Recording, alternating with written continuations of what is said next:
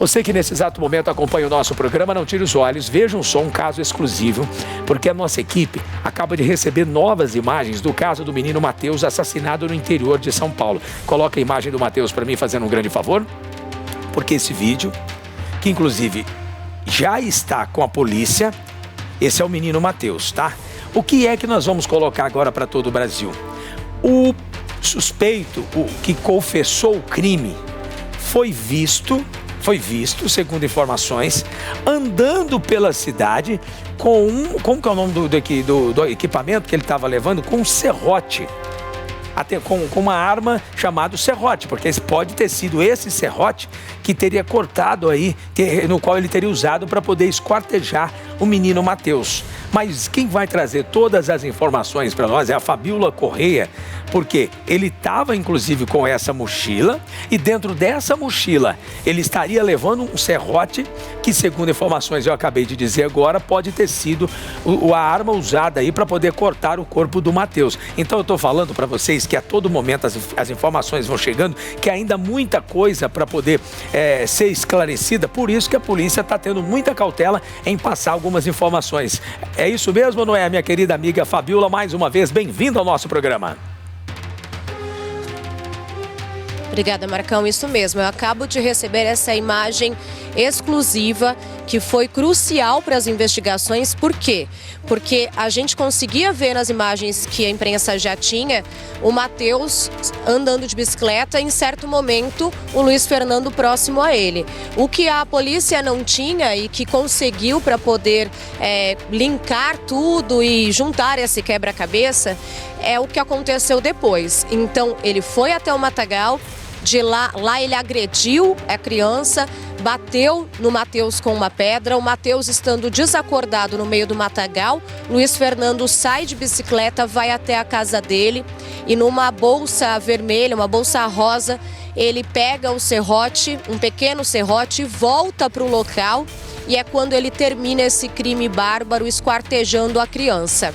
A polícia apreendeu esse pequeno serrote e essa bolsa rosa que aparece nas imagens. Então essa imagem é muito importante para que Luiz Fernando seja colocado de fato na cena do crime. Foi através dessa imagem que a polícia conseguiu chegar à arma usada no crime, pelo menos a uma das armas usadas no crime, porque o delegado diz que um dos ferimentos aparentes de impressões periciais iniciais que o corpo apresentava era também de uma faca, que essa ainda não foi encontrada, ainda existe também um laudo a ser concluído, mas esse serrote que está dentro dessa bolsa rosa, sendo carregada pelo assassino, foi a arma usada no crime para terminar esse crime bárbaro dessa forma tão chocante, tão trágica, né, Marcão?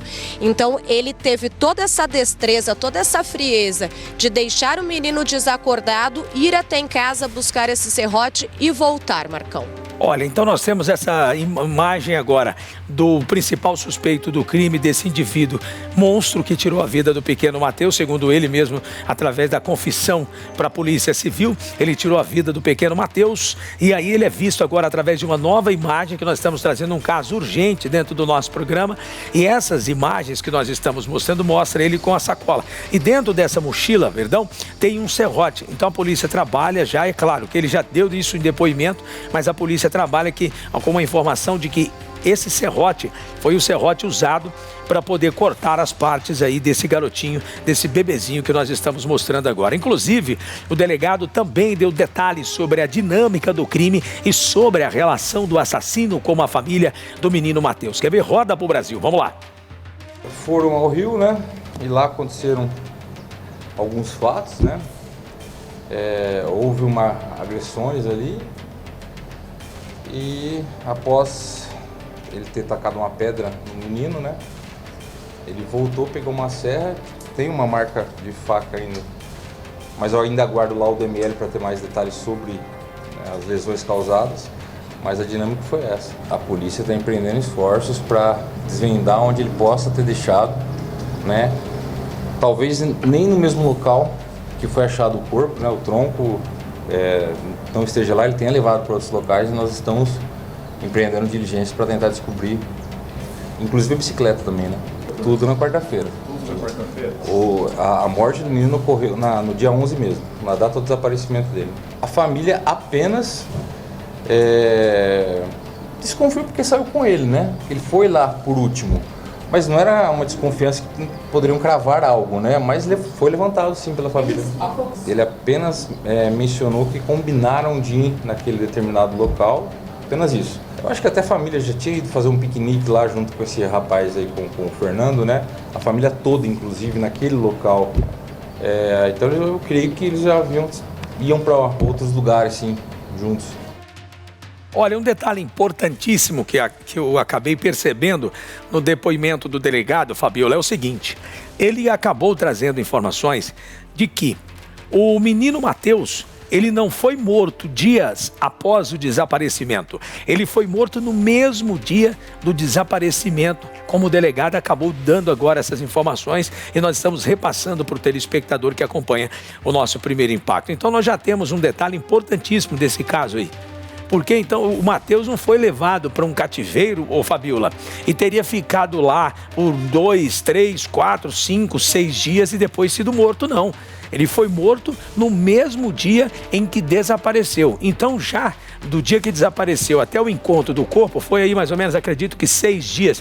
Então quando a polícia chegou lá, depois do indivíduo dar todos os detalhes aonde o corpo foi, na realidade, largado, foi jogado, ele já estava em avançado estado aí de apodrefação. Não era nem estado de decomposição, não, já era de apodrefação. É isso mesmo, Fabiola? Sim, Marcão, infelizmente foi isso sim.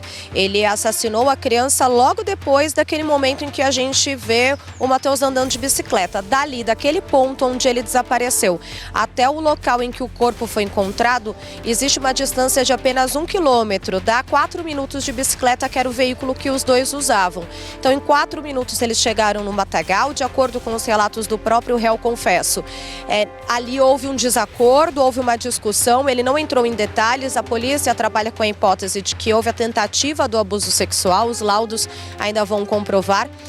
E aí, quando isso acontece, ele agride a criança, bate na criança com uma pedra muito grande, deixa a criança desacordada, vem até a casa dele, que é onde nós estamos, essa casa azul aqui, ele vem até a casa dele, busca o serrote, que é a arma que ele vai usar para poder esquartejar a criança, para transformar esse crime em algo ainda mais monstruoso, retorna para o matagal. Do matagal ele sai mais uma vez, vem para cá de novo, retorna para o matagal pela segunda vez, só 6h30 da tarde é que ele vem para casa e não sai mais. Então ele demora aí horas para poder arquitetar o crime completo. A polícia acredita que ele não premeditou o assassinato, mas ele premeditou a tentativa possível do abuso sexual. Quando não deu certo, ele acabou entrando ali em confusão mental, ele lidou com a situação de maneira brutal. Depois que isso acontece, ele começa a arquitetar a ocultação do corpo. E uma informação também muito chocante, inclusive para os investigadores do caso, é de que aqui, olha, nessa casa, na casa em que ele vivia, a polícia encontrou diversos animais mortos. E, de acordo com a polícia, não entrou em detalhes de como estavam esses animais, mas a polícia diz que estavam de uma maneira muito esquisita, que chamou muita atenção, inclusive não descarta a hipótese de ritual.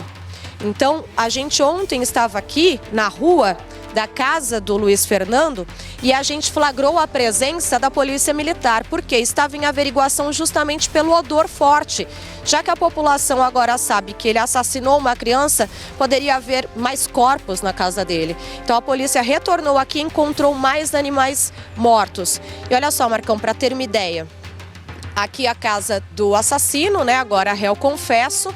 Aqui do outro lado da rua, a casa da família de Matheus.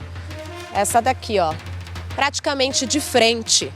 Então, o Matheus, que vivia aqui na casa com a mãe e com o irmão de 3 aninhos, brincava muito na rua. E o vizinho, que ficava em casa, porque ele próprio disse para a polícia que estava encostado, quando a polícia perguntou a profissão com que ele trabalhava, estava encostado. Ele encostado fazia os bicos de conserto de eletrônicos e de bicicletas e chamava as crianças para brincarem dentro dessa casa, que de acordo com a polícia é uma casa completamente insalubre, justamente pela presença de animais mortos para esses supostos ainda investigados rituais. Então era aqui que ele morava e foi para cá que ele veio no dia do crime para buscar essa arma, esse pequeno serrote dentro dessa bolsa rosa que a gente mostra nessas imagens aí exclusivas, que a gente mostra pela primeira vez e que foram determinantes para a polícia entender o tamanho da frieza e monstruosidade desse homem. Pelo 4º ano consecutivo, o SBT News é a marca mais confiável de jornalismo no Brasil, de acordo com o Instituto Reuters. 62% dos brasileiros consideram o SBT News e o SBT Brasil a fonte mais segura de informação. Além das reportagens da TV, com o SBT News você tem acesso a conteúdos exclusivos quando e onde quiser. SBT News, notícias que você pode confiar.